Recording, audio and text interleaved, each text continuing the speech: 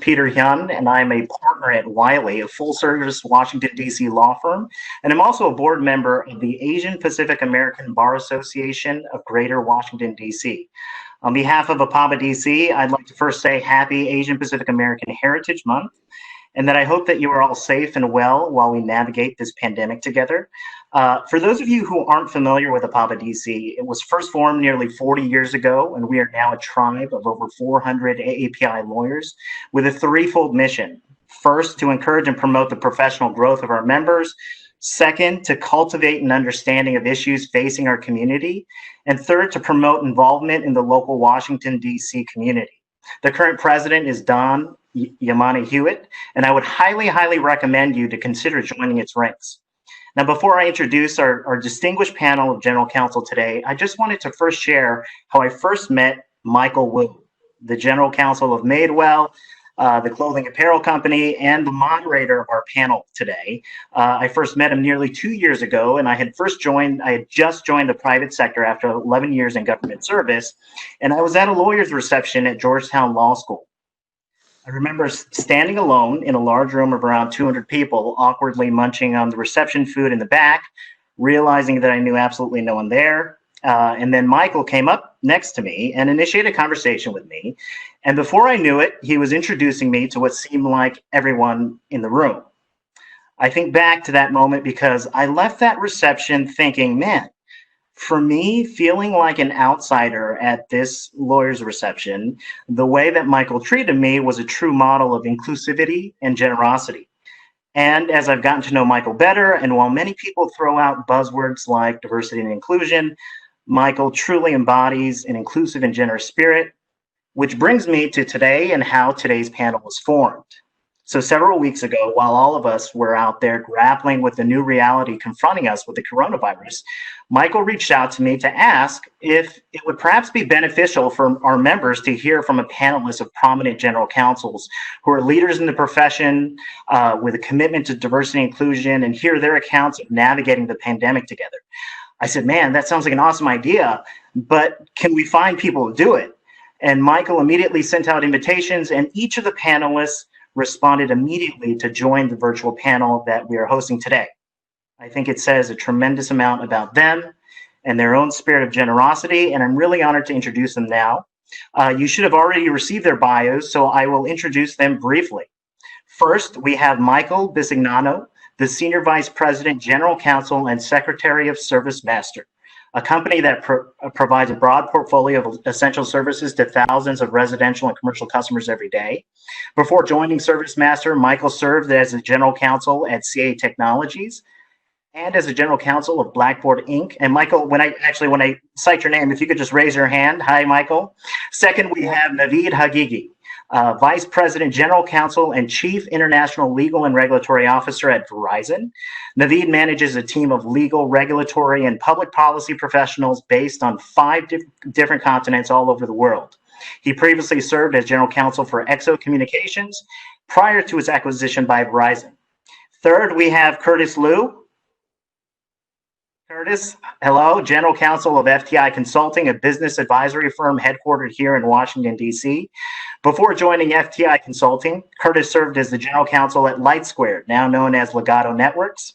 Curtis also serves as a board chair of the Asian Pacific American Legal Research Center and is a board member of D.C. Law Students in Court. Fourth, we have Dean Manson. Dean, if you could raise your hand, the Executive Vice President, General Counsel, and Secretary of Echostar Corporation, a premier global provider of satellite communication solutions. Many of you probably know Dean because he's the past president of the Association of Corporate Counsel, National Capital Region Chapter. He also volunteers as a keyboardist at his church, and just to confirm, not a vocalist.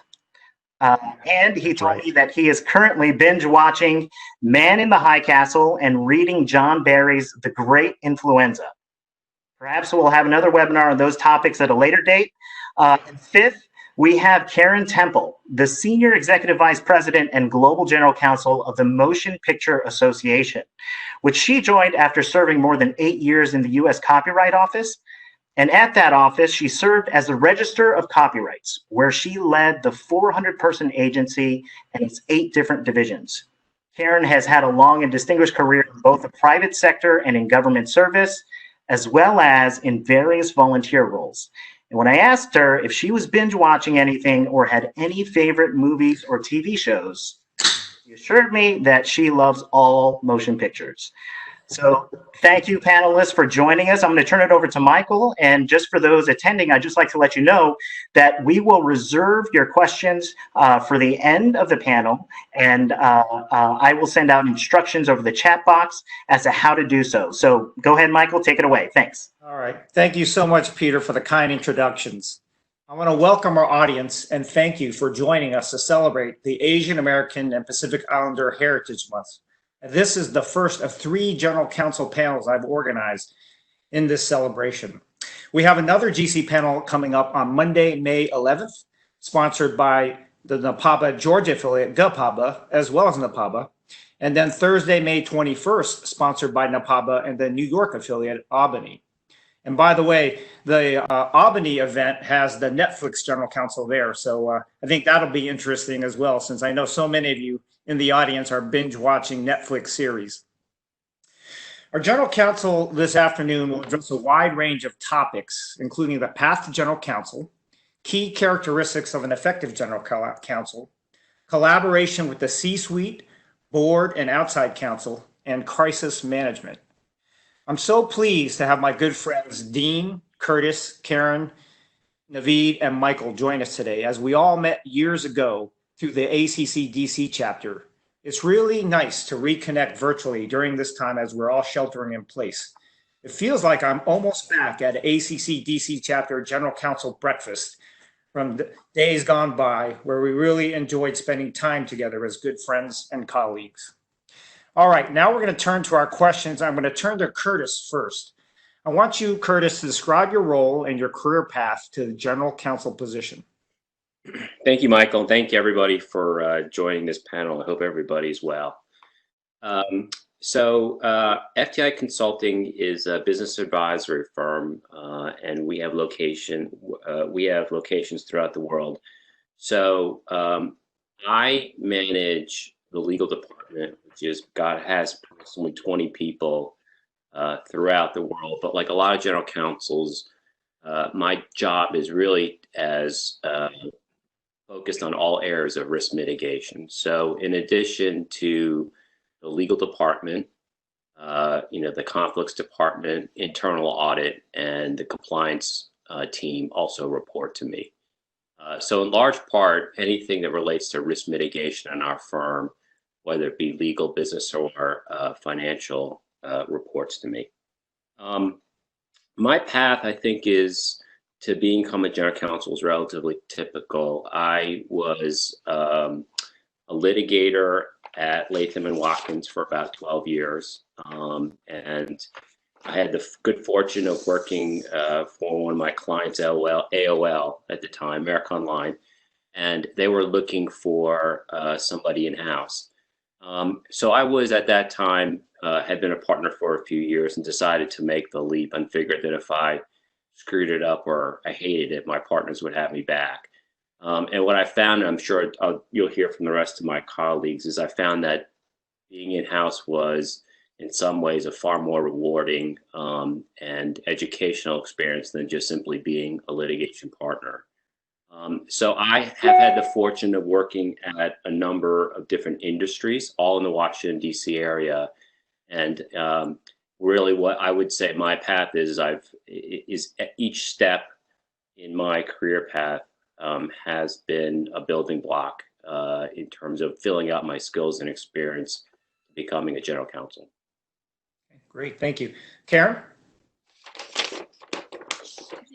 Just in terms of background, so I'm general counsel, as mentioned, to the Motion Picture Association. We recently dropped our A, because it used to be the Motion Picture Association of America, but we dropped the A to just be the Motion Picture Association to really reflect the fact that we're a global organization and that we have activities throughout the world. And initiatives throughout the world. We currently have 6 member studios, one being Netflix, but also Walt Disney Studios, Paramount Pictures, Sony Pictures, Warner Brothers Entertainment. And so that's why I really can't admit to binge watching any specific show, because I have to say that I watch all of them equally. Our industry, of course, the motion picture industry, supports 2.5 million jobs in the United States, representing more than $108 billion in annual wages for workers and $16.3 billion in exports. So it's, a huge industry. Most of the public knows us from our rating system. That's the notice that everybody sees when they come into the movie theater, and the ratings are displayed. That's one aspect of our job at the Motion Picture Association, but we also do a significant amount of advocacy on behalf of the motion picture industry in Washington, D.C., where we're headquartered.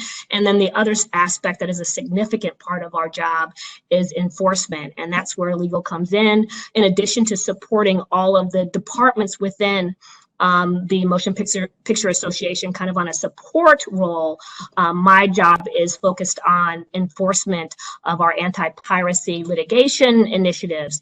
So we have offices throughout the world, and we take a lot of action to protect our content that is owned by our studio members. And so that is one of the primary functions that is kind of a little bit unique, I think, because it is so litigation focused, and it's something that reports up through the General Counsel's office and is a primary function of my responsibilities. Great. Navid? Yeah, hi. Before I say anything else, as Michael said, in addition to having the pleasure of being with all of you that have tuned into this, it's really great to be among friends again. During these current circumstances, I really miss that, and seeing everyone on the panel, many of us go way back. It's really wonderful to have the opportunity. So thank you.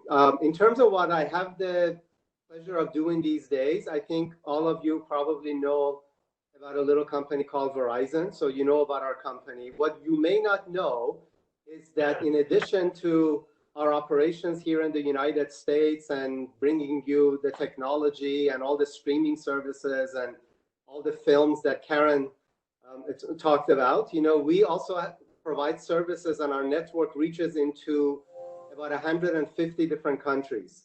So as General Counsel for Verizon International Operations, I have responsibility for legal and regulatory operations and compliance and advocacy everywhere outside the United States. I do this with the help of about 60 attorneys and professionals on my team that are spread around the world in 15 different countries. And I often just describe myself as a man without a zone. I hardly ever know what time zone I'm operating in, and it makes life really interesting for me. As a hopefully you get some sleep in between all those zones. So, we take care of what you would expect in terms of the legal and regulatory requirements around the world. We take care of our corporate governance and entity management for all the various operating entities around the world. There's litigation and employment matters. There's regulatory reporting and compliance. There's commercial contracts and transactions, both on the buy side and sell side, M&A. So the team really helps manage all of those around the world. In terms of my path to my first general counsel opportunity, I think like almost everyone on this panel, I started my career in private practice, and after a few years, I decided to go in-house within the industry that I was focusing on, and that was telecommunications. And then after doing that for a few years, I actually went on the business side. I also, like Curtis, have AOL or America Online in my background, but I went to AOL and I did 4 years of business development work, and that really helped me understand the world of business and strategy and finance a little bit better. And then went back to the general counsel's office at a different company at XO Communications. I went there as a transactional lawyer and then sort of took on opportunities. The one thing, I wish I could tell you that I had a very planned out strategy for becoming general counsel, but it wouldn't be the truth. If there was one thing I would say that contributed to that was the fact that every time there was an opportunity for someone to do something outside of my own area of responsibility, and I had bandwidth or even didn't have bandwidth, I raised my hand. There was a piece of litigation somewhere nobody wanted to go. I went, there was something, nobody else wanted to do in the world of IP and technology licensing. I said, okay, I'll do that.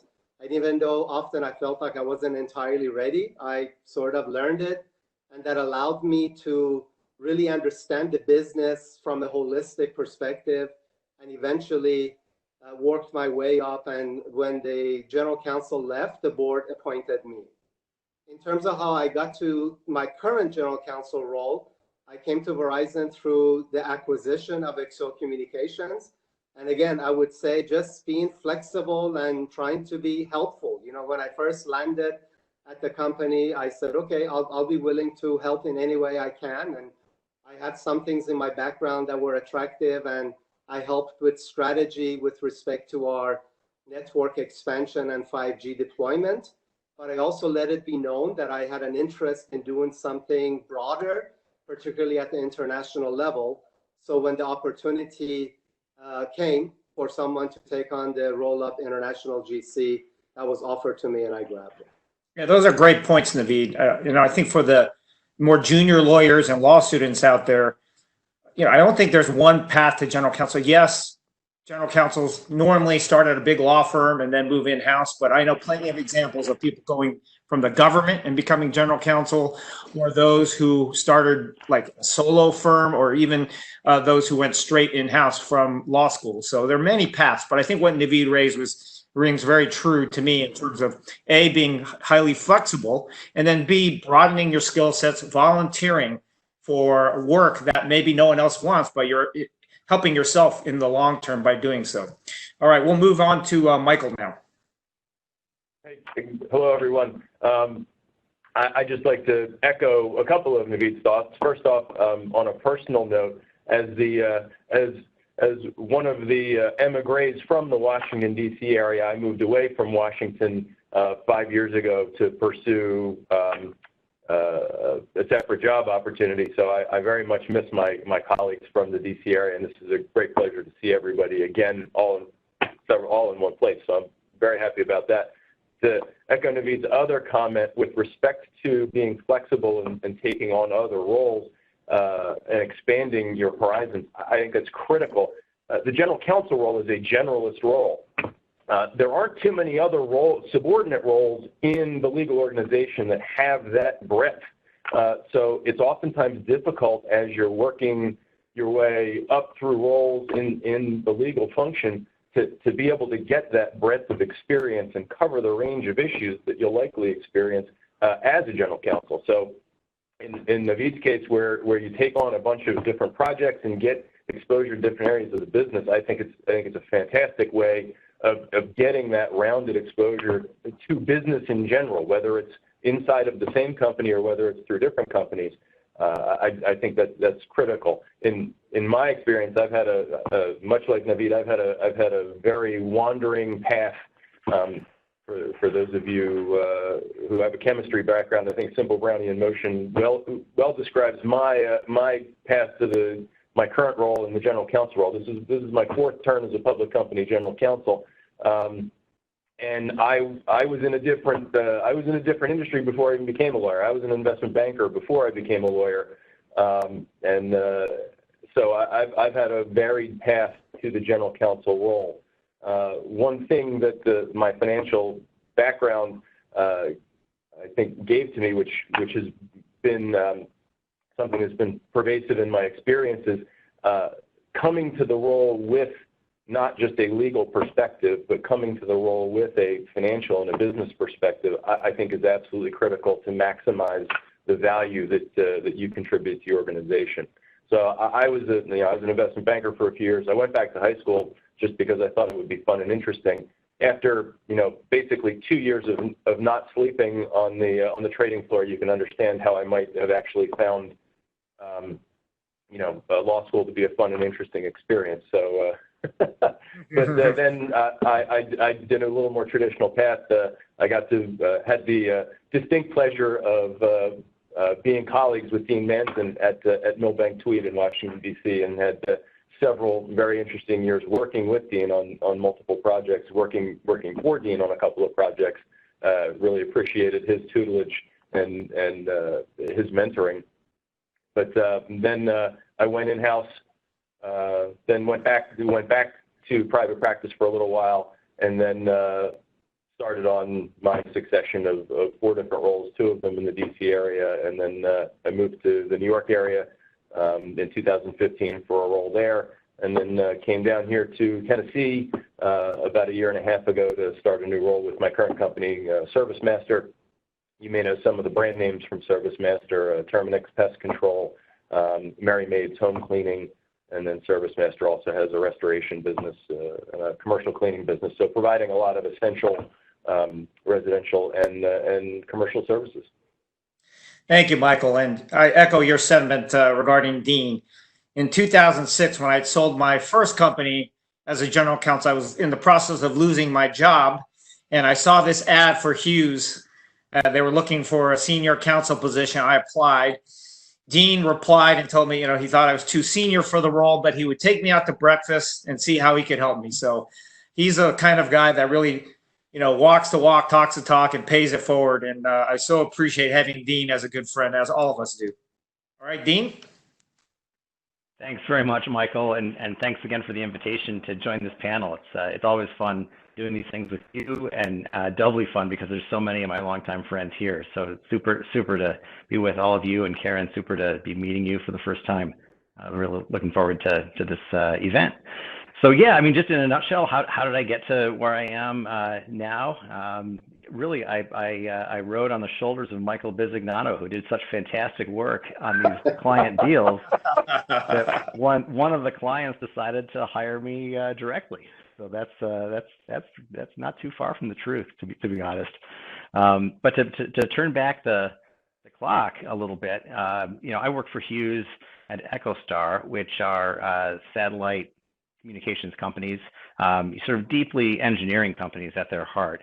And we have about 50% of our workforce is engineers. And that's not just people who are currently practicing engineering, it's people in program management, it's people in senior executive roles, and it's really got engineering in its blood.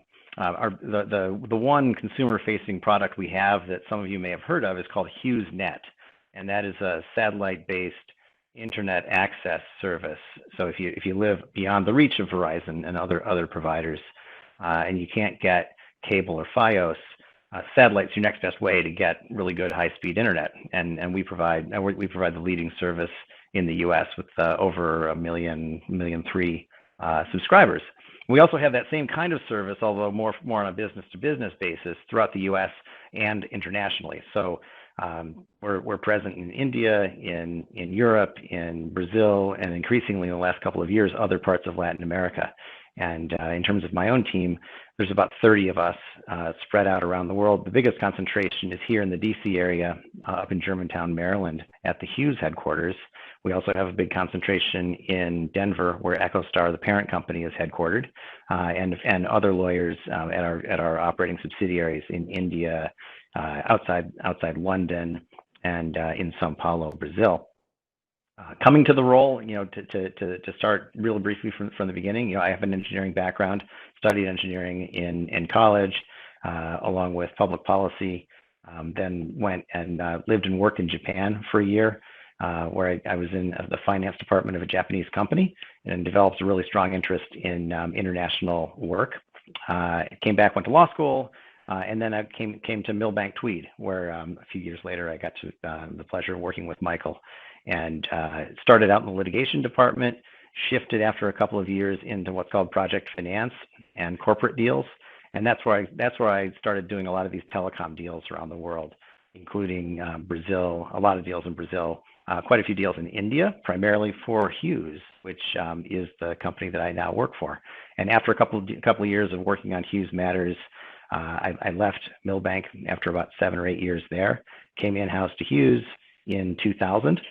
Became Hughes' general counsel a few years later in 2004 when that opening came up, and then for the next 7 years was in that role until 2011 when I thought I'd be looking for a new job. Echostar came in and bought the company. We were a public company at that point, but so was Echostar. They bought the entirety of Hughes. So Hughes sort of went away as a public company and became just a subsidiary of Echostar, the public company. But somewhat to my surprise and good fortune, Echostar happened to need a general counsel of its own at that time in 2011, and they asked me to take on that job instead of needing to go elsewhere. So I've been doing that job as general counsel of Echostar since 2011. Well, Dean, I think that just proves that there is karma in this world and good things happen to good people. Normally, when you're the target company, you're axed, but both Dean and Navid have survived despite the fact that their companies were acquired. So both of you are good people. Thank you. Thank you. All right. Why don't we go to Curtis? Curtis, what functional responsibilities have you had to learn as a general counsel after you took the position? I know in particular, a lot of folks have aspirations to be a public company general counsel, but they just don't have the experience in terms of, SEC compliance, for example. Yeah, I think the one area that in my career when I started, so I started at AOL, which at the time was a division of a public company. And when I decided that I wanted to become general counsel of a public company, the two areas that I really do think required that I really need to fill up my experience was I really needed to be knowledgeable about public disclosure issues. As a general counsel, no one ever paid me actually to, write a 10K, but you do need to be conversant about SEC disclosure, but most importantly, you need to have judgment about disclosure issues. So that's one area. The second area is that in most places, the general counsel is obviously the steward of the board of directors. And there's a whole web of corporate governance principles, whether it be from the law of incorporation, from the stock exchange, from the SEC. There's a whole set of principles around corporate governance. And so, one of the responsibilities of a general counsel is largely to run the corporate governance process for a public company. So those were the two areas that I really focused on as I wanted to become a public company general counsel, because those two areas I think are really pretty fundamental to have that experience. Thank you. Dean or Michael, anything else to add? Yeah, sure. In terms of areas that needed to be covered that I wasn't already prepared for, there were quite a few when I first became general counsel in 2004. I came to it with a deal background, a sort of financial and commercial deal making background, putting together joint ventures, financing the joint ventures, doing commercial contracts with customers, a little bit of litigation from Milbank, as I mentioned in the first couple of years that I was there. But I really knew nothing about areas like IP, patents, the whole process of deciding which patents to go for and prosecuting and ultimately getting patents, the whole process of patent litigation, which we end up having quite a bit of. Areas like export compliance, that was sort of new to me and a big area of compliance. FCPA, Foreign Corrupt Practices Act, and anti-bribery stuff. Eventually the company went public in 2006, and I needed to quickly come up to speed on SEC compliance issues, like Navid was talking about, or Curtis rather was just talking about. So it was quite a lot that I didn't know, and I didn't feel the need to personally instantly become expert in all of that. A lot of the areas were being covered in one way or another by outside counsel, and I could lean on them and learn from them. Other areas we had in-house experts already who then and still do in fact know more about those substantive areas than I do, and I could both learn from them and manage them. So that's one key skill that you'll end up learning if you go down the path of becoming a general counsel, is to manage and mentor and encourage people who know a lot more about the subject area than you do, but you still try and pull the best out of them and help enable them to do their best. So that's just a quick snapshot. Yeah, I'll echo some of Dean's thoughts there. I would have to say I had to learn just about everything when I had my first general counsel role. Similar background to Dean, very deal oriented, and really did not have as good of an understanding of how to work inside a company in a continuing business operation. Very used to episodic activity where you work on a specific tangible project as an outside advisor, And when you finish that project, you then, as an outside private lawyer, you then move on to another project of a similar sort and keep doing that same section over and over again. Understanding the business continuum, I think, was a critical part of it. And I think that's something, I think much like, many of us, I think, discovered going to law school teaches us very little about how to actually be a lawyer. I think many of the practice areas, both in private law firm practice, but frankly, some of the areas when you're working in-house don't necessarily teach you the scope of what you need to know as a general counsel. And one of those key aspects is that you certainly have to have control and mastery of all the technical legal aspects, whether you do it through your own knowledge or, as Dean said, you leverage other resources, outside counsel, other members of your team. But you also have a responsibility well beyond the technical legal knowledge to translate that into the vernacular and, frankly, the strategic plan of the business of which you are, which you're a part. And that's a key, I think, aspect that I had to learn, was how to translate legal constructs into business constructs. Because in the end, as a general counsel, you're not just a lawyer for the company, you're an executive for the company. I often tell people that my title is Senior Vice President and General Counsel, and Senior Vice President comes first for a reason. As an executive of the business, you're responsible for the business's performance. Its performance for its customers, for its employees, for its shareholders. And so as an executive, you have to have responsibility well beyond just the subject matter expertise in legal. Right. And I think that was a key thing to learn stepping into the role. Great, thank you.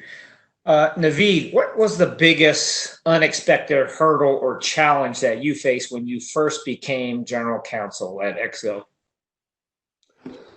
I think my friends on the panel have touched on some of the more technical aspects of stepping up and learning to be an effective general counsel. So I won't touch on those. I think to respond to your question, Michael, I'll address one of the softer issues that wasn't particularly a hurdle, but I found it very surprising when I first stepped into the role of general counsel. And that was the extent to which the leadership and the board really relied on the general counsel as the conscience of the company. In terms of advising, not only with respect to what's right from a legal compliance perspective, but from a social responsibility perspective, what's the right thing to do with respect to the various shareholders, the employees, the actual shareholders, the board, customers, and the fact that I was constantly in a position of providing advice that I didn't particularly learn in law books, but had to also consult my own conscience about what's the right thing to do. So it wasn't a hurdle, but I found that surprising and actually found it very gratifying, because I think most lawyers, if not all, deep inside have really a sense of attraction to notions of fairness and justice and equity and all that. And this is an opportunity for a lawyer to go deep inside and provide advice that's listened to, that would help the company do something that's right with a sense of social responsibility. Yeah, I think you're right, especially in terms of how important ESG is these days to shareholders, especially significant shareholders, and what they are touting. I think the E and the S have become more and more important, and it's not just about creating shareholder value, but also all the other various stakeholders in the business environment, including communities, employees, et cetera. Exactly. All right, Karyn, since you're the newly minted GC, what challenges or unexpected hurdles have you had to face since you became general counsel? Yes, I was going to say it's been about 4 months that I've been a GC. So certainly I am the newest, and I started in January, and then we had COVID-19, and so I'm going to actually have to say that certainly was the most unexpected. I was starting to get to know everyone and getting to know the team, traveling all the time, and primarily focusing on our core business in terms of supporting our policy and advocacy and supporting enforcement litigation. And then I had to turn very quickly into really being more of an HR attorney, because there were so many issues with respect to COVID-19 in terms of us switching over into full telework, which we did in mid-March. Ensuring that we were compliant with whatever additional rules or regulations we had to do with, now that all of our employees across the globe were teleworking. We had employees who were in China and Brussels and everywhere, figuring out how we handle if someone gets sick. And deal with what we can do in terms of HR, what we're allowed to ask about, what we need to inform people about. So it really was an unexpected thing, and it ended up being HR was my day-to-day for really the last 3 months because of the unexpected nature of the COVID-19 pandemic. Great. Well, this is a good segue to my next question is, what are the key issues everyone has been working on in the last month in light of the pandemic? So we will start with Dean. Yeah, so issues popping up under the pandemic. I mean, that as Karyn was alluding to, has been a real game changer. From the beginning, when we first started reacting to this, seeing news of it in February, retooling to deal with it in March.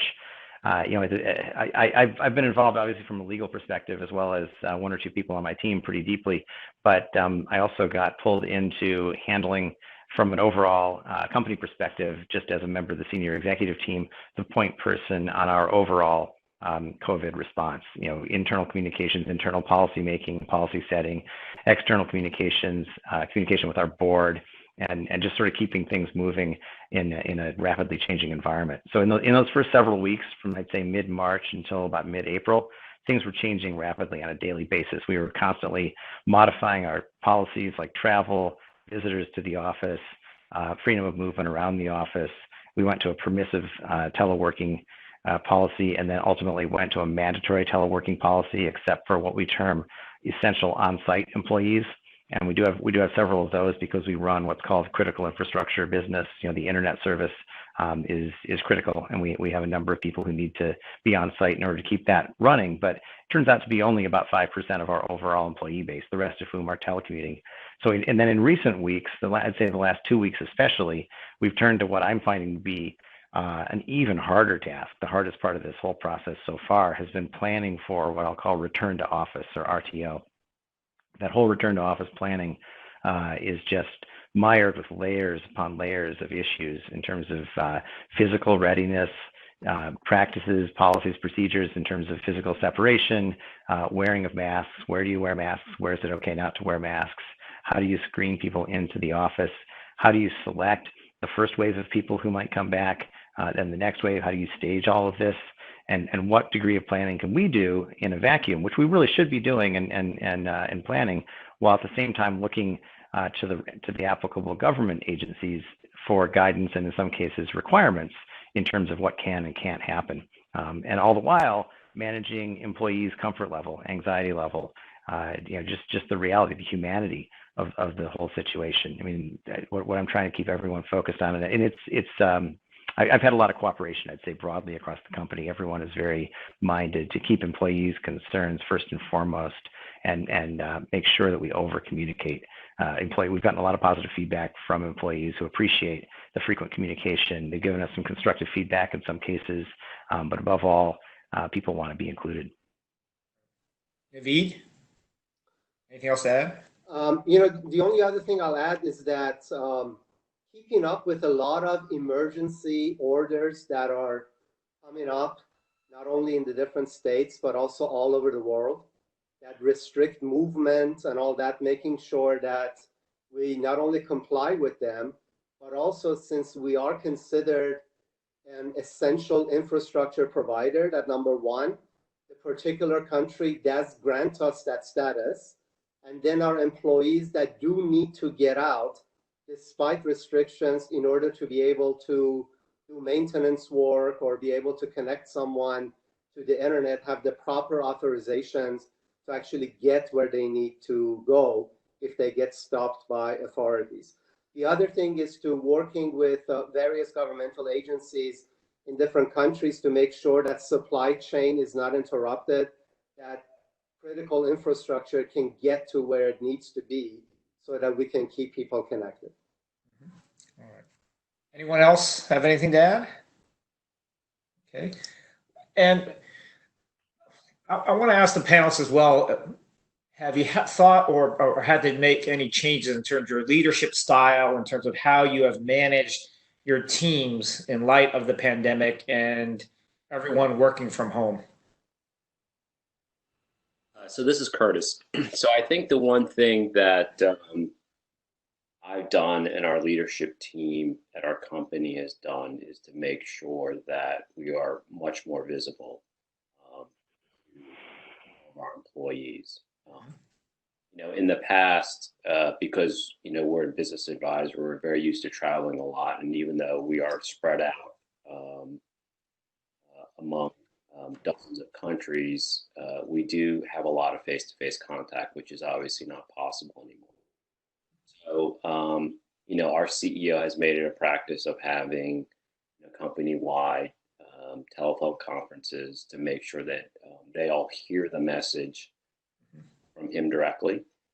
And then just with my respective teams, I'm, you know, making sure, I think like a lot of people on this call are, making sure I check in with people you know, periodically, because you know, for a lot, it's a challenging time. I will say that for a lot of people on this call, it's actually been probably busier than pre-COVID.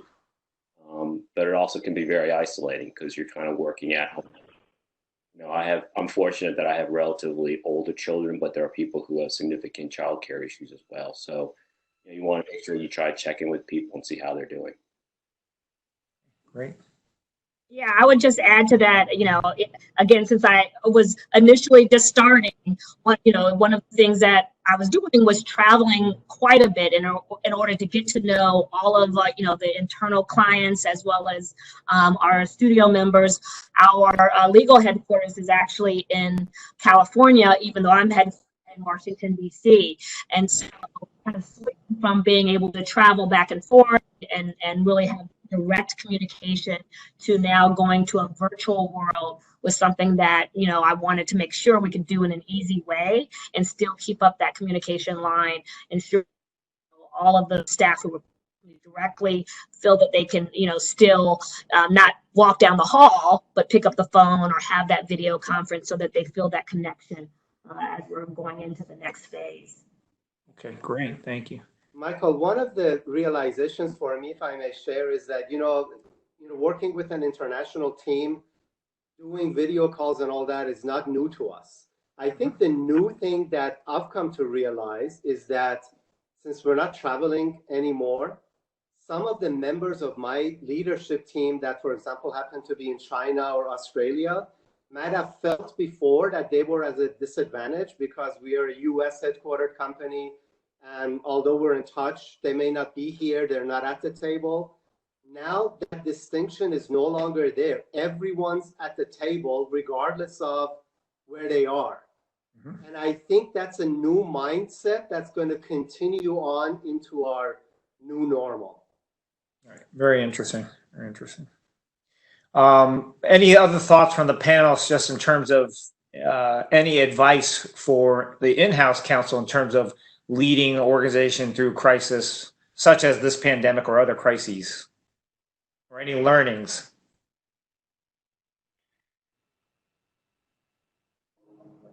I mean, I'll be happy to volunteer just a thought there. I would just add that communication is the key. I think that it's something that we naturally need to do, but I think in a crisis, obviously, that is even more, again, heightened, communicating with your team, communicating with people who might have anxiety about what's going on. So communication is something that not only I think is important, as I said, generally, but really important in a crisis, and also in terms of just what are, you know, great attributes of a good general counsel. Having that communication skill, I think, is something that is sometimes underrated, as well as I think something that Dean mentioned as well. Madewell, the management side. We all, I think, aren't able to, as a lot of people discussed, learn every piece of the business and every technical aspect. We have to be able to rely on, our departments who report to us. And so having that good management skill is something that a lot of attorneys, we don't typically have to do it, especially me as a former litigator. And we're used to just having to write briefs and dealing with people in court. And that's a skill I think that is, really underrepresented in the legal field, but it's really important if you want to get to that kind of C-suite level, being able to be a great manager. Great, thank you. Michael, what's the most valuable advice you've received since becoming a general counsel? Great question, and it goes to, I think, the point I was making earlier. The best advice I had was solve the problem. And by the way, the problem is usually not legal. Problems that we deal with have legal aspects, and many of the issues we deal with on a daily basis have many substantive and technical legal elements. But in the end, the issue to your organization is not a legal one.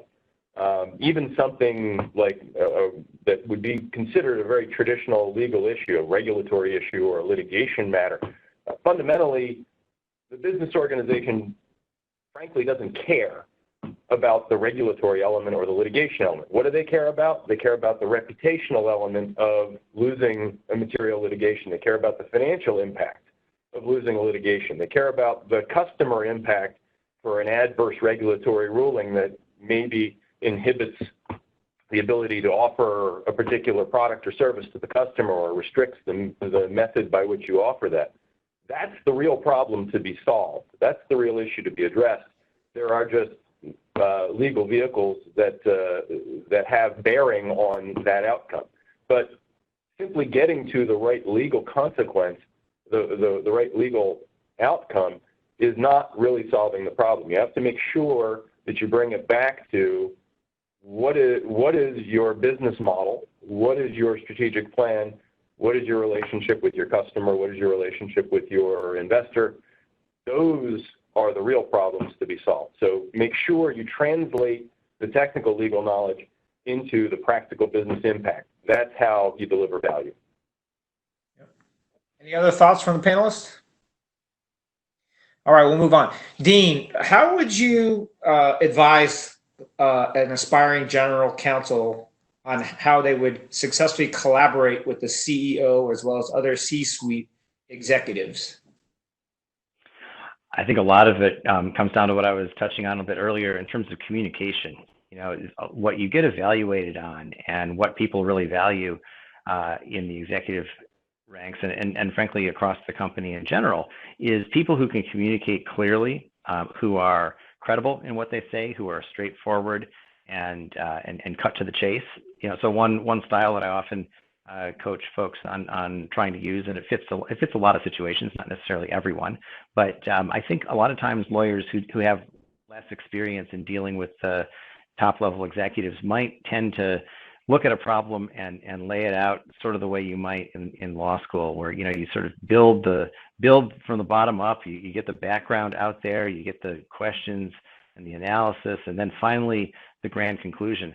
And I think the way that executives prefer to digest information, in my experience, is almost the exact opposite of that. You frame the issue succinctly, and then you deliver the answer. Put the bottom line first, and added to that, because I deal with a lot, and I think I'm probably not alone here on this panel, dealing with a lot of impatient people. Say something interesting in the first 7 or 8 seconds. If what you're saying first doesn't catch people's attention, chances are you're going to get interrupted, cut off, redirected. Someone's going to feel compelled to jump in and ask a question or redirect. So communication, it really starts with communication. Think about, plan for communications. Obviously, in writing, that's easier to do than in person sometimes. But be really careful about how you write. Look at a draft of what you're sending out. Edit that. If it's something really important or that is going to be seen widely or seen by top level folks, you might want to ask somebody else to take a look at it and just make sure the point you're trying to get across is coming across as clearly as you think it is. And then when it comes to oral discussions, oral presentations and meetings, actually plan for those. Step back and think about what am I going to say? What kind of questions are likely to come up? How can I best address that most compellingly and succinctly? And really think about using an economy of words. If I could just echo that thought, I tell my team members all the time, communication, especially to executives, it's a news article. It's not a mystery novel. Nobody wants to wait till the last page to find out who done it. It's got to be in the headline. Yeah.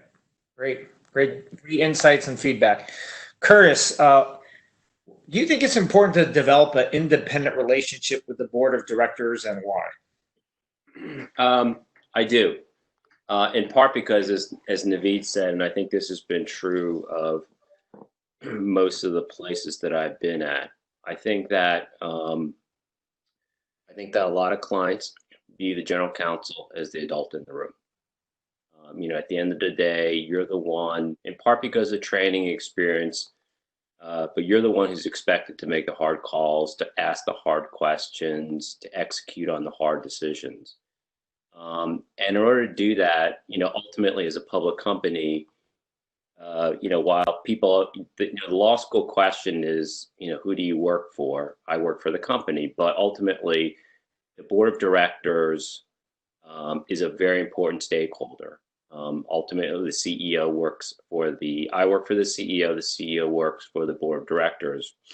But ultimately, it's important for the board of directors to have confidence and faith in each management of the management team. And I think, therefore, you have to demonstrate that through an independent relationship. I also think that a lot of board directors view the general counsel as the adult in the room. They're really looking for, look, if something goes wrong or something goes bad or somebody in the C-suite does something inappropriate, I'm expecting you to, raise your hand.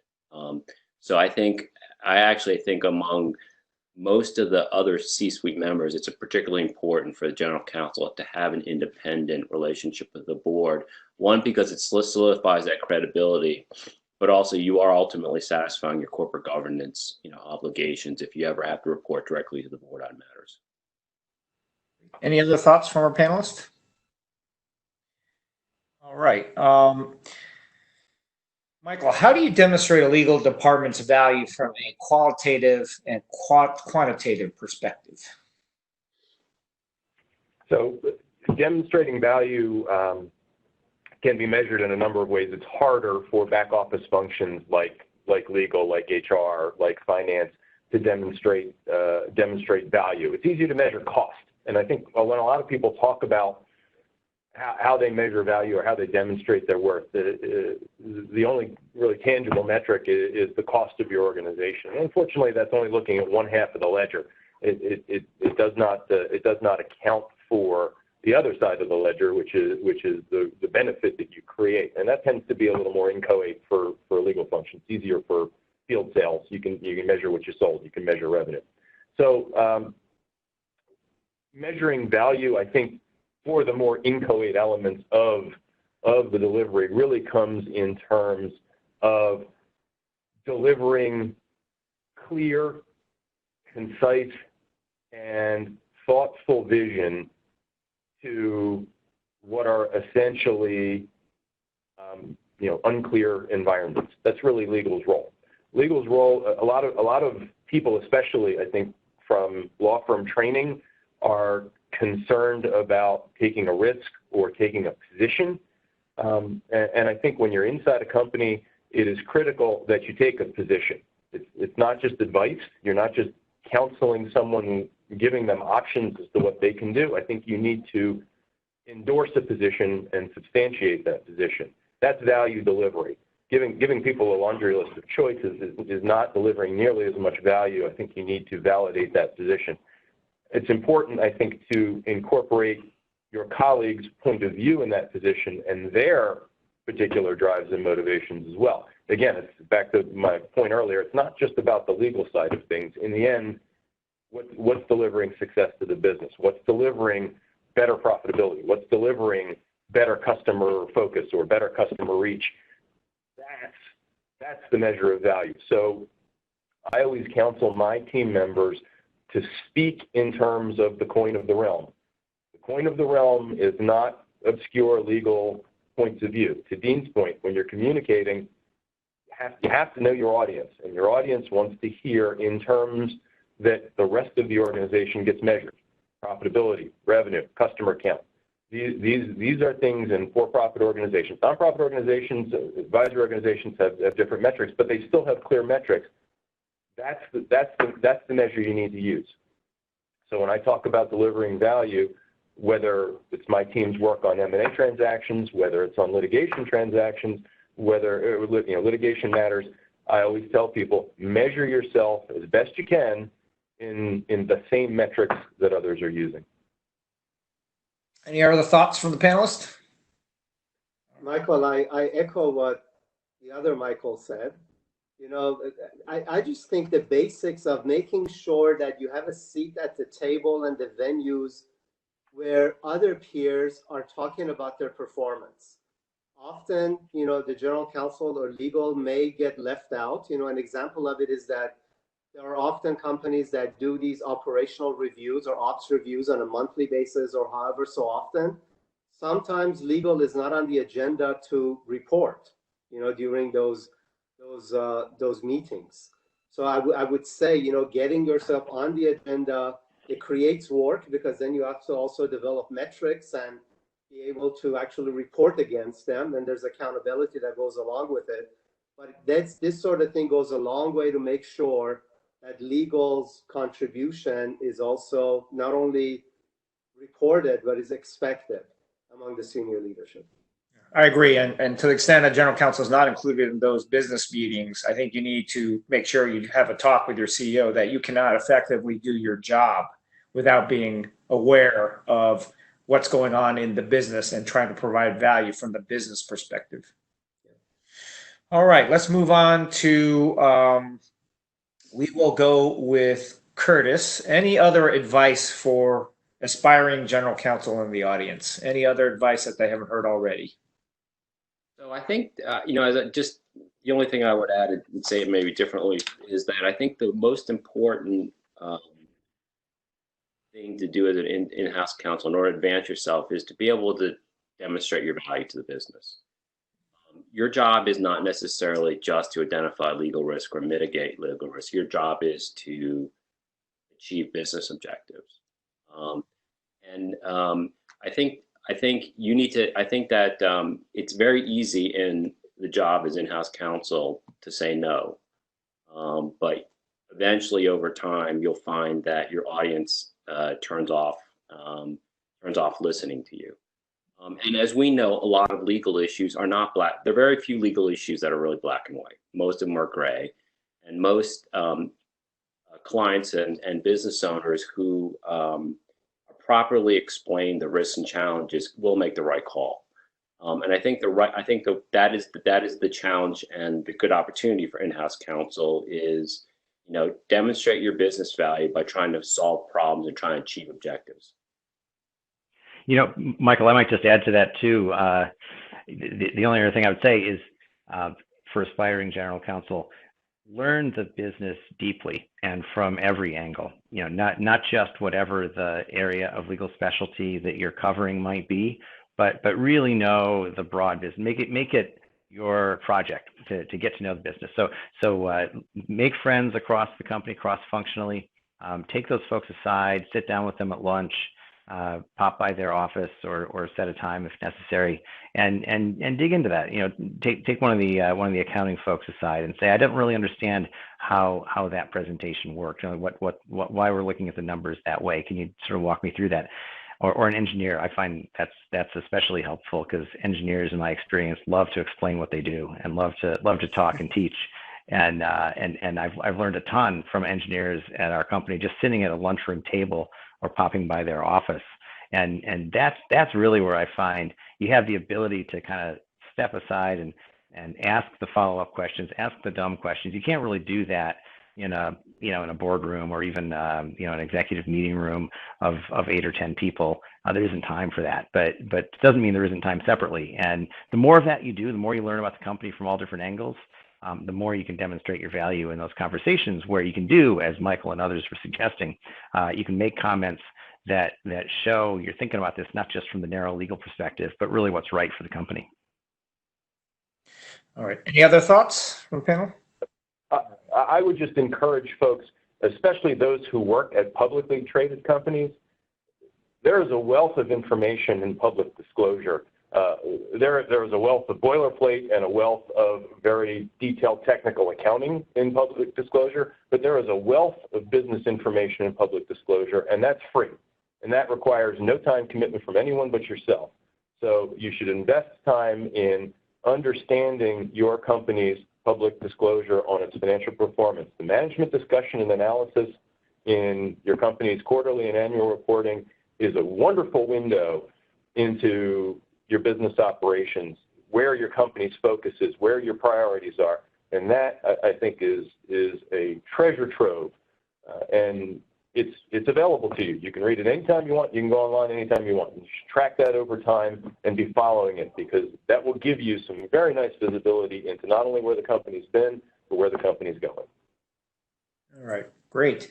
Navid, what types of diversity and inclusion initiatives does Verizon have in place as a company as a whole, and then with respect to the legal department? Craig Silman, your general counsel, came down last year, and we awarded him at APABA the General Counsel Diversity Champion Award. And I know there's a lot going on there through Craig as well as through my wife, Tara. Yeah, you know, diversity and inclusion is really built into the DNA of Verizon. It's written into our credo, which is something that all employees live by.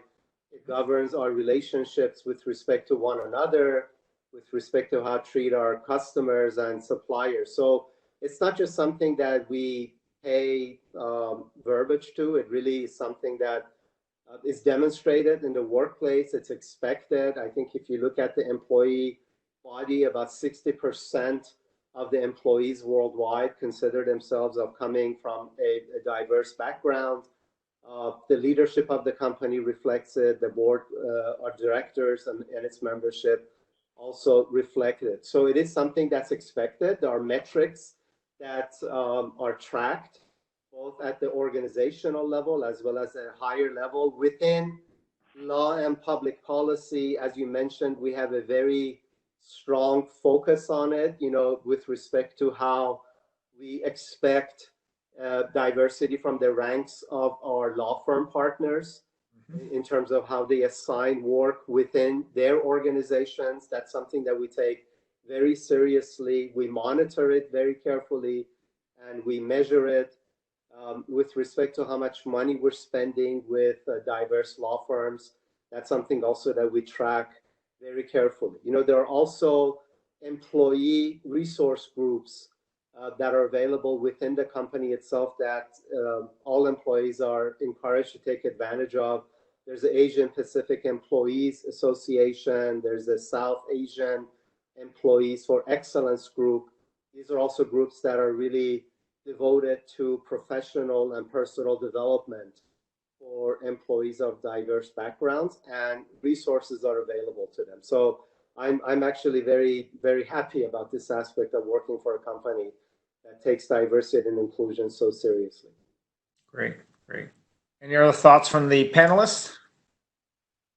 All right. Curtis, what do you think are the most important factors that you consider when you're choosing outside counsel?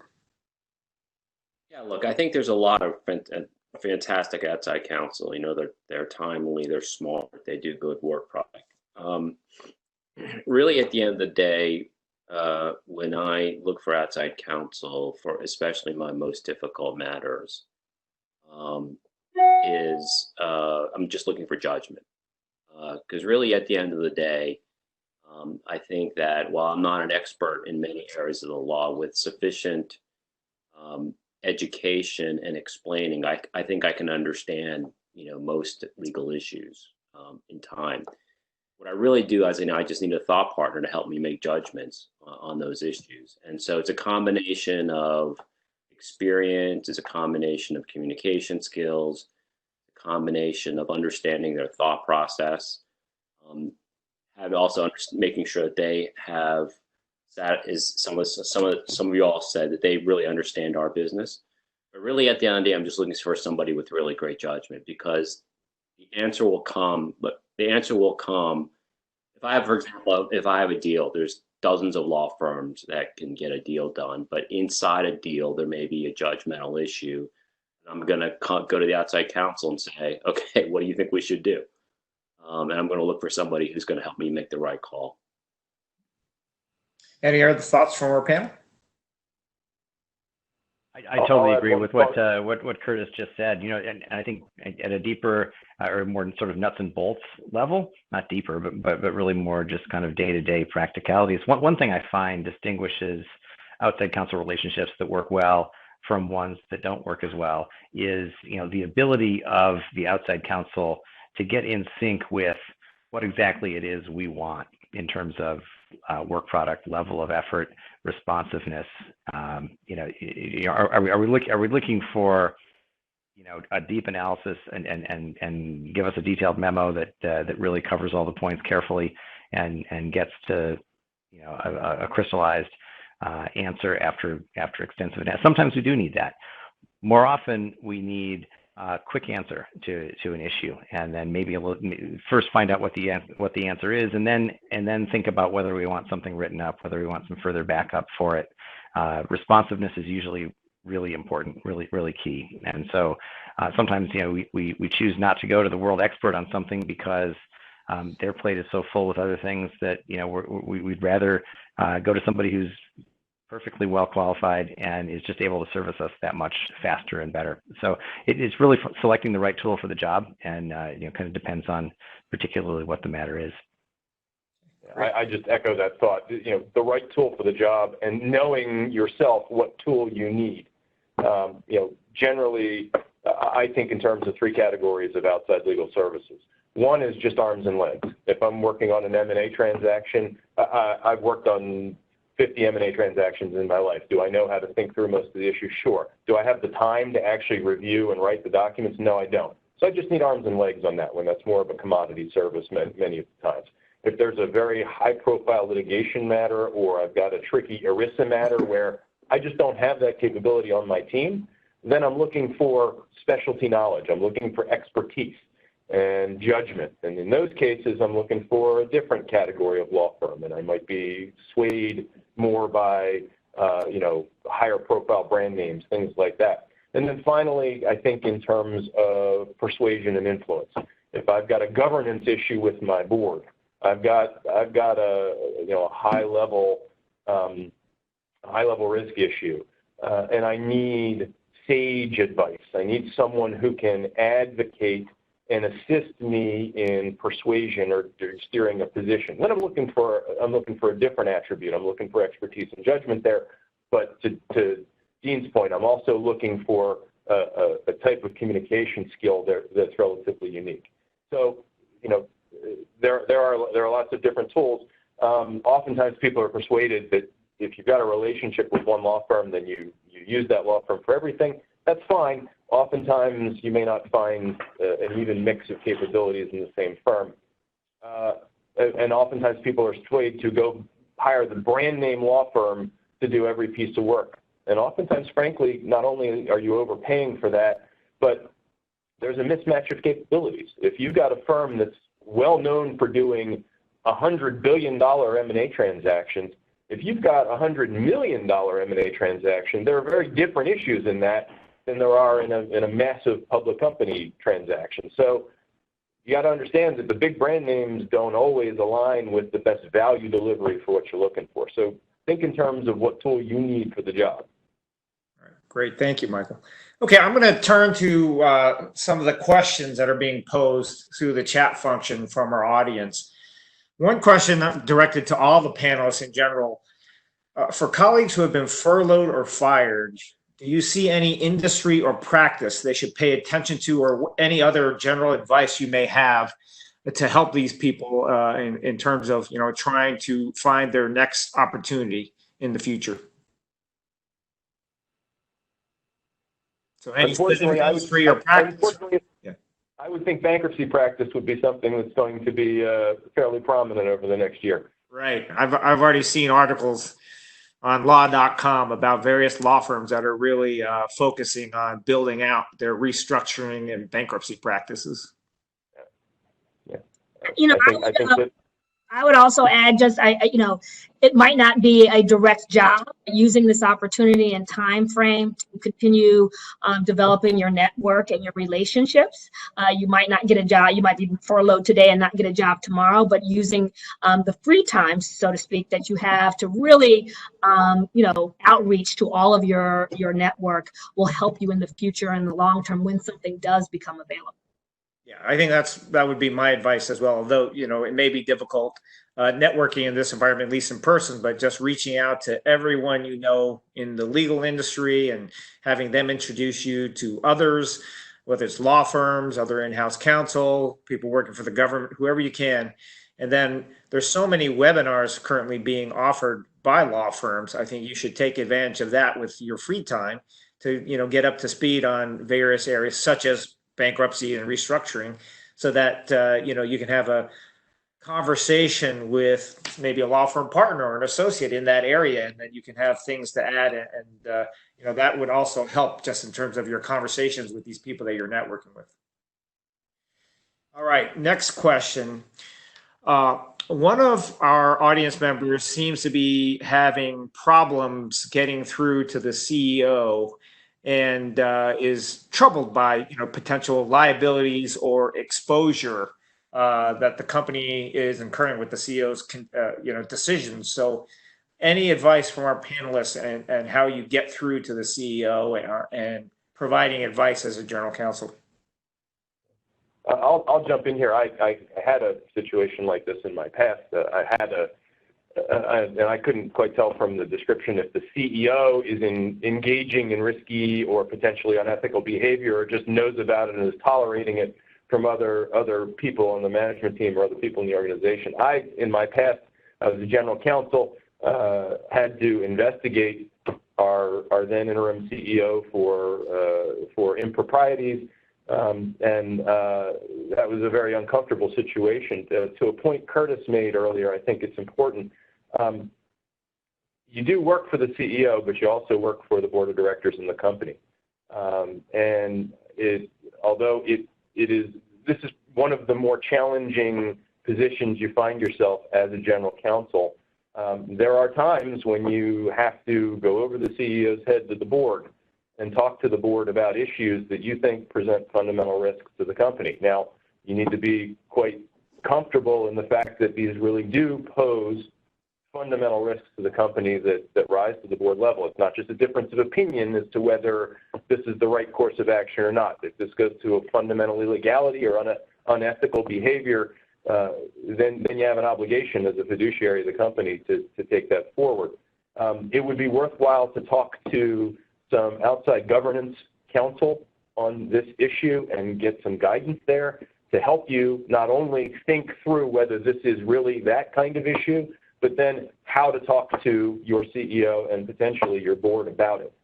So back to the point I made earlier about how you choose your outside counsel, this is one of those cases where you want an outside counsel that has the judgment and the persuasion to really assist you in thinking about this issue, but then thinking about how you present this issue to your CEO in a way that's compelling, that can help resolve it, or if need be, how you take that to your board. Good point. And, you know, I think it's so important that you remember that you represent the company and not the CEO. Many times it feels as if because the CEO hired you that you're representing the CEO, but you don't in the individual capacity. And many of us, including myself, have been in a situation where we've had to work with the board to terminate the CEO. And it's not a very comfortable experience, but it's something that it's your duty to proceed, and you need to do so professionally. Another issue is that, you know, I think to echo Michael's point, I mean, outside counsel is so important in bringing them in situations. I had an experience in my career where the general counsel was asked by the CEO in an email whether a particular instance was a potential violation of the FCPA. And unfortunately, the general counsel, based on his own research and analysis, responded without getting outside counsel input, and responded and cleared the deal, and it ended up leading to his termination. And, you know, I think it would have been really, really a good idea for him to have consulted experts in the area instead of, you know, trying to analyze the situation himself. And then he was under the sights of both SEC and DOJ in this FCPA investigation that led it to his termination and a few others, and people ended up serving time in prison. So that's something to always keep in mind when there are high stakes issues involved, making sure you've got the adequate cover, counsel, and advice from outside counsel that you trust. And to echo one more point to what Dean had said earlier about making sure you leverage the experience of others. As a general counsel, it's not your job to be the legal expert in every area. It's your job to understand where to find the legal expertise in every area.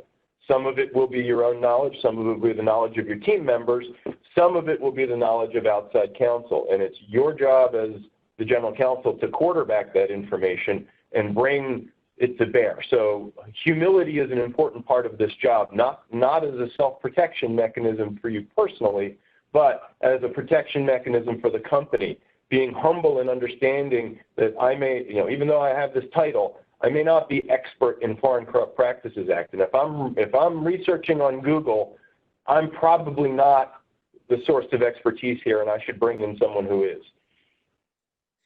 Another interesting. Oh, sorry, go ahead, Dean. Oh, sorry. I was just going to add really quickly on, you know, on the original question about how to deal with a CEO or a business unit leader who's sort of dug in the wrong direction. You know, what I've thankfully I have not come across that situation frequently, but when I have, and it does come up from time to time, I usually find it's helpful to or you know, it often works to lead them in the right direction to where they can make the right decision by trying to paint a picture of where is this course headed.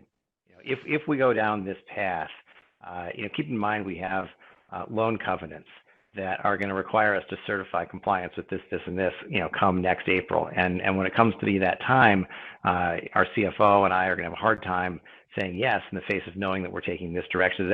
So that's just not a tenable direction. Or we have a disclosure requirement for this reason or that. Or if none of that works or things like it, you could just express the view that, look, I mean, if we're going to go down that course of action, and I don't think it's the best course to go, this is really more of a board issue than a CEO issue. And I really think we ought to be raising it with the board, and just let the business leader, you know, ponder that for a moment, rather than yourself having to immediately go to the board. That is an ultimate, as others have said, that is definitely ultimately where you have to go if the company is otherwise heading in a illegal direction. But try a variety of things before going there. Well, here's another good question. In terms of continuous learning from our general counsel panel, other than outside counsel, you know, what specific resources do you prefer in terms of keeping up to speed in various areas, legal profession?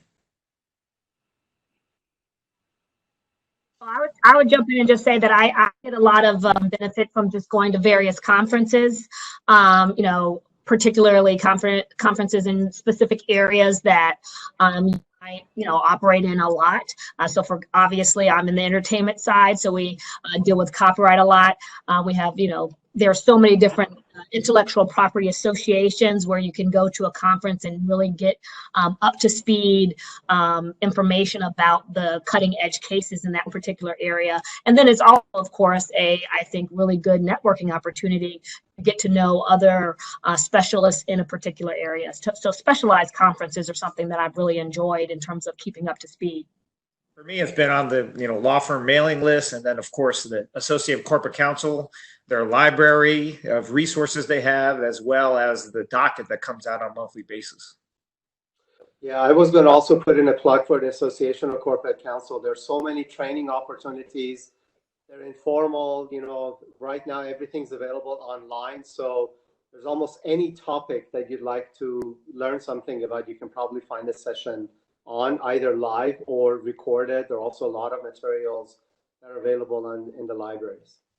Yeah, to echo that for sure. I mean, the value of the Corporate Counsel Association and other groups like it, you know, APABA and others, just the networking and the connections that you make can be really valuable. You know, for example, last night I spent an hour on the phone just chatting through a tough issue that I'm dealing with, and a colleague of mine at another company is dealing with a similar issue. Actually, we were just sort of giving each other feedback and serving as a sounding board, and that's a connection I made through the local chapter of the ACC. So having those kind of numbers you can pick up, I know I can call any one of my friends here on this panel if an issue were to come up, and we would chat about it. So that's I find that to be one of the most valuable resources, in addition to just, you know, reading news and Law 360 and frankly my Google News feed. I would also encourage for those of you who are, you know, working in-house with a company, don't just focus on legal sources. Focus on your industry trade groups and your industry conferences to the extent you can, you know, attend them virtually. Learn about your business, not only internally, learn about your business landscape, learn about your industry vertical and how it operates. That's critical. The more senior you get in the legal department, the more you have to understand those aspects in order to be effective. And read the Wall Street Journal every day. Wall Street Journal every day is a good idea. The Economist, you know, these are great resources for understanding, you know, the world at large. All right, this is to all the panelists. How do you find good mentors to help guide you if you're interested in becoming a general counsel?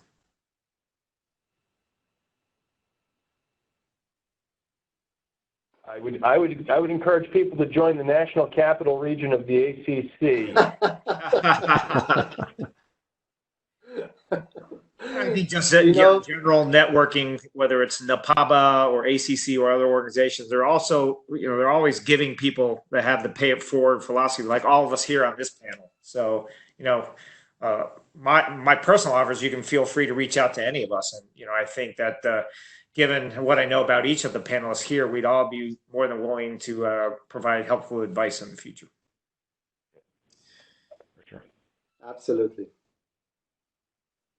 And I apologize for giving a plug to an alternate organization from the sponsoring organization here. That's just an inside joke to my colleagues who are members. Here's a question in terms of, you know, any more color on some of the return to work issues that the panelists are facing right now. I know Dean covered it, you know, extensively some of the issues that you're facing over there at Echostar and Hughes, but anyone else have anything else to add? I mean, the only thing I had to add is just the really the volume of material and the complexity of all of the issues that we have to deal with. You know, it's not just an individual. You know, especially if you're dealing with a global company in the individual state, it's a state by state determination in terms of what rules or regulations might impact your ability to return to work. And so you might not only need your internal review and support of your own internal HR department, but you might have to, for this, go out with outside counsel in the individual jurisdiction. You might have to get a consultant on spacing and organization. And if you need to, again, come in and respace your actual workspace. So you might have to actually hire somebody externally to help you to do that. So it's really a very complex set of guidelines that we're all going to have to work through. And it is likely going to require, I think, use of both outside counsel and outside expert consultants to really help you to get through all of that. The one thing I would add is I think we're all coming up with the same kind of programs, but the one piece of advice I would give is whatever programs you have in terms of getting your workplaces back open, please make sure that you attach a high degree of deference to individual preference and decisions, because each of us have different home and family situations or just individual situations. And whatever program we make may work for 90% of the people. It may not work for 10% of the people. And I think we all have to be extremely respectful of that 10% of the people.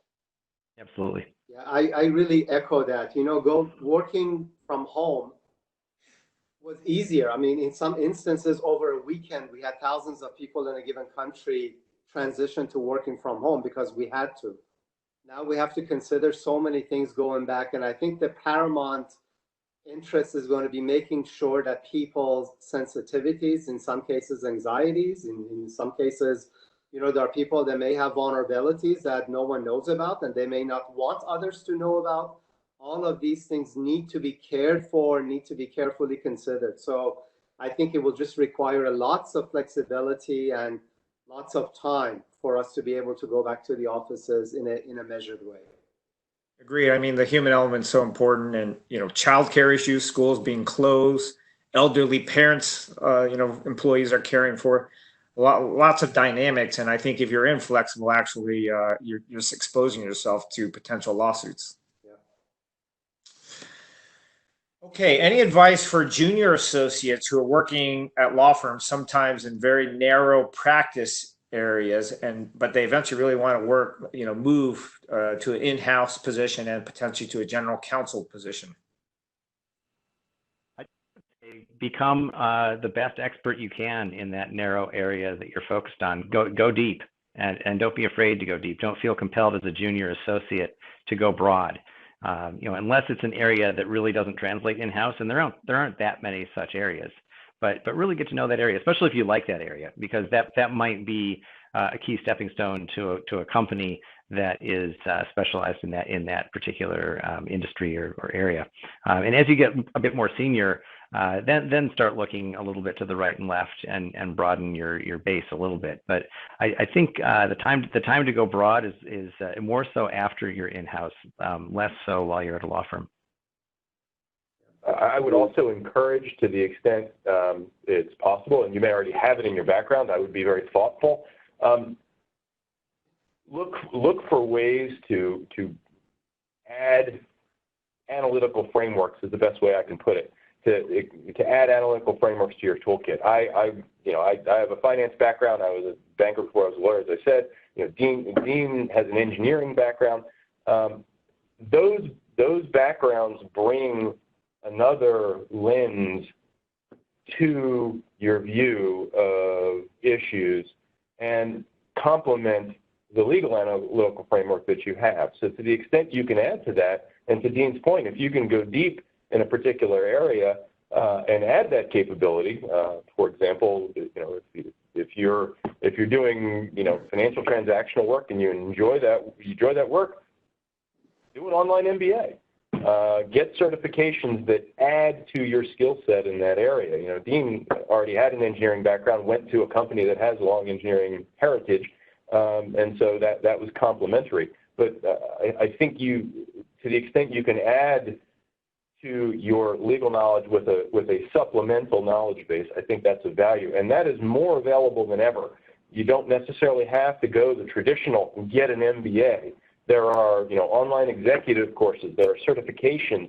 There are lots of avenues now to enhance your knowledge base and, frankly, to enhance your appeal with credentialing. So I think it's of significant value to leverage those vehicles to round out your knowledge base, such that you won't be, even though your legal professional focus may be a relatively narrow area, you can in fact broaden it with having more knowledge directed in that direction. I have one. Sorry, go ahead. I have just one very small constructive suggestion, which is learn to read a financial statement and really understand it, because what's in the financial statement will drive so much of business operational decision making. Sometimes good, sometimes bad, but it is what it is. So really learn to run, and you know, the notes are the most boring part of the financial statements. You really need to understand that. Yeah, I agree with Curtis. And when I've interviewed for general counsel positions over the last couple of jobs, I've really read the 10Qs, 10Ks up and down, proxy statements, and been very prepared, because I found that most of the executives, especially the CEO, they are more interested in talking about business rather than legal during the process of my interviews. Yep. How are the panelists addressing potential exposure and liability with COVID-19 with respect to employees, who may contract it during the course of their work? So, Any thoughts amongst our panelists? Go slow. Very carefully Yeah. making sure we comply with all the guidelines from public health officials. I mean, I think in addition to complying with the guidelines, making sure that the human element isn't lost, and we show our employees every possible consideration that's out there in the course of enabling them to do their work. I think it's also reasonable as standard. And what we've been doing at my company is with our industry associations, gauging best practices amongst our competitors and peers, and really trying to understand what everyone out there is doing before, for example, us, our company reopening all our stores. Right. All right, we're at 5:30. I really want to thank all of our panelists on this Friday afternoon. Thank you so much, Dean, Michael, Navid, Karyn, and Curtis.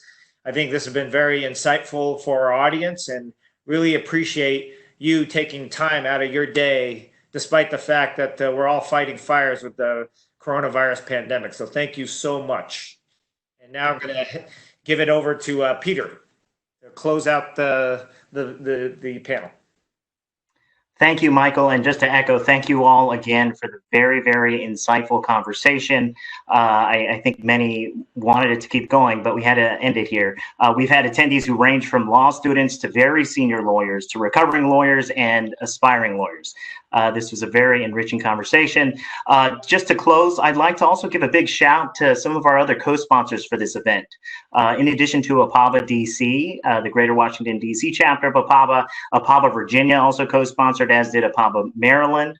Also, a big shout to some of the law student associations that also co-sponsored, APALSA at the George Washington University School of Law and the APALSA at Georgetown University Law Center. Also, as Michael had mentioned, NAPABA, the National Asian Pacific American Bar Association. There will also be a series of general counsel discussions that I know that Michael Wu will be also spearheading. And finally, thanks to my law firm Wiley for hosting the event. And just want to let all the attendees know that we'll be putting up a recording of this event. So thank you all for attending, and please stay safe out there. Thanks so much.